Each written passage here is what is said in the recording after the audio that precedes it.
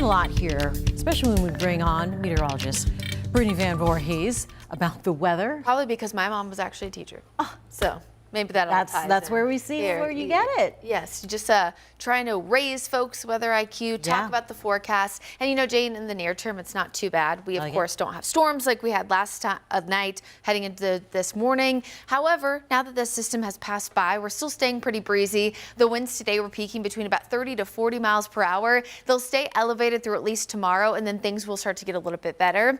Now, better relative in the mornings as we will have some patchy frost, but really nice afternoons on tap for this weekend. And really overall, the weather is looking much calmer as we enter into Saturday and Sunday.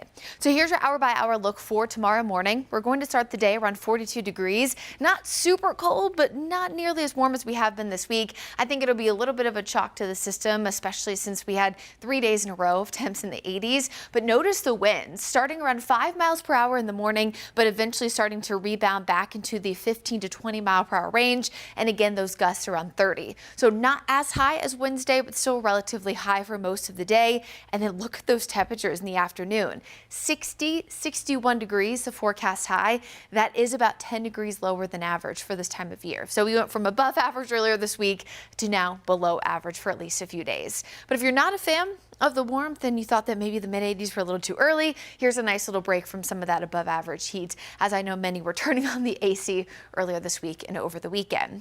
Now, this main storm system is passed, but we are going to have what's called a trough of low pressure here. You see this little black line lingering nearby for portions of the mountains the next 2 days. That will provide enough moisture for some clouds and even some snow accumulation across Ashwaubenon and Avery counties. In fact, at the highest elevations between tonight, tomorrow morning, and then again on Thursday night, we are going to see the potential for 2 to 4 inches at a maximum for these areas shaded in blue. You see they're right near the Tennessee border, and then the rest of the area in white closer to 1 to 2.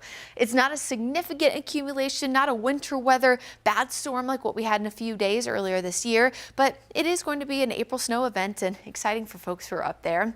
It's not necessarily common to see these, but it's not rare either. The latest Beach Mountain snow actually ever recorded was in the month of May, so it does happen. You can see the temperatures over the next few days, though, in Charlotte. Not going to be cold enough for snow. We don't have the moisture to boot. However, notice that 43 degrees tomorrow morning eventually drops to around the mid to upper 30s by Saturday and Sunday. This is because the winds will eventually die down. This will allow for colder air to settle closer to the ground. It's called radiational cooling. And once this occurs, Saturday and Sunday mornings, folks will have to cover up those plants, bring them inside. Yes, another round of patchy frost possible, especially Saturday and Sunday mornings with those lows in the mid to upper 30s.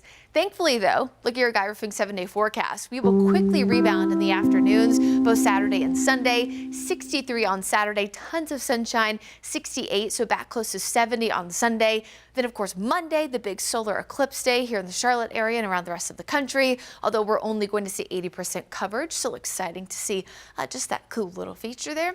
And then as we enter the middle to early part of next week, eventually bringing in our next chance of rain, Jane. But, you know, unlike where we were earlier this year, it looks like the next 2 weekends are nice and dry. I was just going to say, loving the look of the weekend. Thanks, Brittany.